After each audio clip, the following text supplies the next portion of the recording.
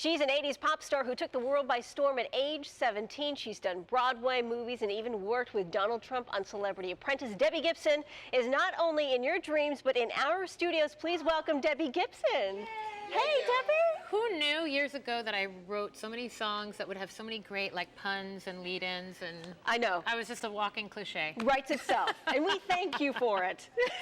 Came in handy. Who knew? Congratulations nice on all the success that you've had over the many years, and the new successes you continue to have. Thank you. Tell us about your latest project, Electric Youth Reloaded, in 3D October 3rd as an exclusive on the Jace Hall Show. Well, Jace is somebody who came to me and said, you probably don't know me, I've got this show online, I'm from the video game world, I'd be honored if you let me remake your song, kind of dubstep style, and I just love working with great people who have great energy, and he's just a super creative force in the industry.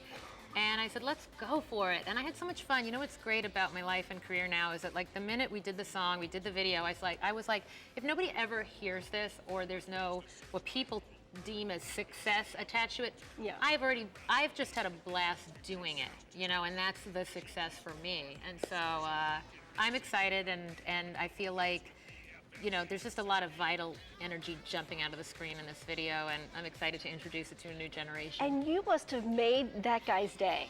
I mean, he's going to be talking about this story for the rest of his life. I mean, we're really ridiculous because we email each other. I'm like, thank you. He's like, no, thank you. I'm like, no, thank you. It's a mutual respect thing. It's very cool. Well, you recently were the Grand Marshal for Come Out with Pride Orlando. What drew you to support the LGBT community? The LGBT community has always been good to me. From the very first club date I did for Only in My Dreams, when it was a 12-inch single, I would do track dates, which means singing live to track in clubs, and I would always do a teen club, a straight club, and then a gay club, and I was always like, I can't wait to get to the gay club. It's the best audience. Because the energy is just insane, yes, right? It's like this cool blend of the audience is discriminating, they demand your best, but they're also there to have fun, and yeah. I don't know what it is, but I've always felt a connection to the gay audience, and it's continued all these years, and I'm honored that I've been embraced all these years by the community. And let's face it, half naked, I know they're gay, but they look phenomenal. The go-go dancers in the gay clubs, the guys, come on. I mean, really. Yes, a lot of gay men out there, and really keep it together, stay youthful. Electric Youth. What was it like working with Katy Perry on her hit music video for Last Friday Night? She is so cool, and I loved watching her in action because she's got all parts of her brain working at all times. She's able to jump in and be completely non-self-conscious, dive into a role, become the character. Then she can step behind the camera, watch a shot back, say, no, that's not quite how I like it. She's very specific and particular. And I think the audience, the fans, feel that authenticity from her. So I really enjoyed meeting her. I feel like she's a kindred spirit of sorts. You came to fame in a time where we didn't have cell phones and we didn't have the internet. Mm-hmm. And here's Katy Perry, who puts herself entirely out there with her relationship. How do you think you would be handling it today if you were coming to fame, kind of like Katy Perry is I mean, now? God, even being on The Apprentice for me was like a jolt into that world, that pop culture. And I'm somebody who's my nervous system is always on high alert anyway, and it got even more taxed by all that, if you will. Yeah. I think it's what drew me to Broadway and theater, and why I love performing live is you go, you're with your audience, it's pure, you meet people at the door, and then you go home and you have your normal life. And it's not so blown up and sensationalized, and not that, having hit records is a great thing, and I'd love to have more, but, that whole kind of, again, media, tabloid, sensationalized world we live in, I really feel for young people today. Yeah. They're not allowed to just grow up at their own pace. They're being micromanaged, scrutinized. People will say, oh, well, Justin Bieber or somebody like that might have this grown-up relationship. Well, tabloids are writing about his relationship as if it's a grown-up relationship, and then I think he's living up to that, and then they're feeding it, and it's like a spiral. Yeah. And, so it's very tricky. I think the young people in the industry are forced to grow up quicker and become really good and seasoned quicker. Yes. Yeah. True. So I feel for them. Liberace, new movie coming out. Michael Douglas, Matt Damon, Jerry Weintraub's behind it, Steven Soderbergh producing it. What is your haunting connection to Liberace?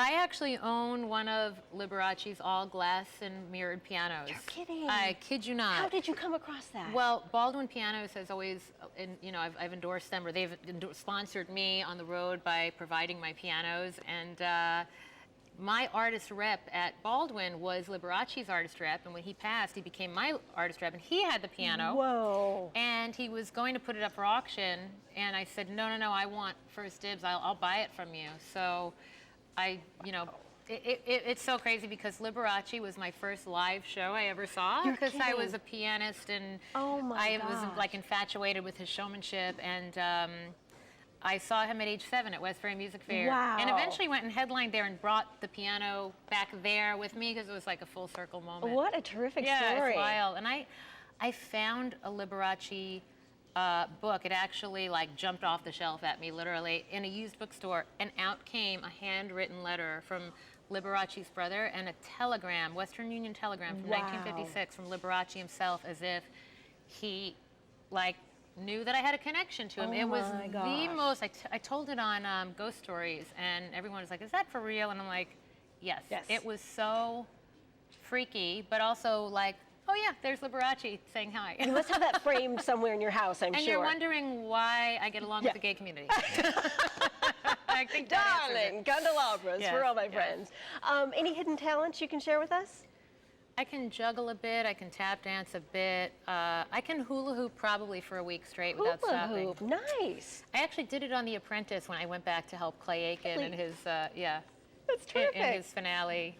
And also I'm actually, just if I can shamelessly plug Clay's charity, I'm doing an event with him for the National Inclusion Project, which helps kids with disabilities integrate into regular schools, and it goes to provide those programs in regular schools and give kids that might not otherwise have a normal life and social life this opportunity. And a bunch of us from the show, Arsenio, Dee Snider, and Ruben Studdard, who wasn't on the show, but we all love Ruben Studdard. We're all getting together in DC on October 20th. We have 3 final questions for you for the Life Love Shopping Show. What is your biggest life lesson? My biggest life lesson? I'd say be authentic. You know, you really can't go wrong if you just own who you are, and you know, any moments I've been inauthentic, I've regretted it, and I've learned that I could never be inauthentic, even in the smallest way, ever again. Who or what is your greatest love? Oh my goodness. You know, the first thing that came to mind, my man. Aww. Tell us a little bit about your man. His name is Rutledge, and he's really a healer. He's a preventative medicine doctor, and really just an amazing person. We're getting the wrap it up sign on my man. Come on, hold on. Come on. Hold the wrap, people. Come on. No, I'll just leave it at that. But he's talk about authenticity. He's probably the most authentic person I know. Plans to get married? We feel married. We are married. I don't need the piece of paper. I don't know if I'll ever need the piece of paper. And what do you love to shop for, and what do you love to buy? Where do you love to shop? Oh my goodness. You know what I really love? I mean, as much as I love the high-end stuff, I also, like everybody, love a good discount, because my taste changes constantly. So I love a good Target shopping spree. Yes. I mean, who doesn't? Who doesn't love a good round at Target? And you know, I do love buying clothes, hats, things like that. I don't know. I'm very basic. I have no exciting. There is nothing basic about you, Debbie. There's no antique or ancient artifact that I go in search of. It's like just Liberace's piano. Just Liberace's piano. That's as eccentric as I get. Debbie, thank you so much.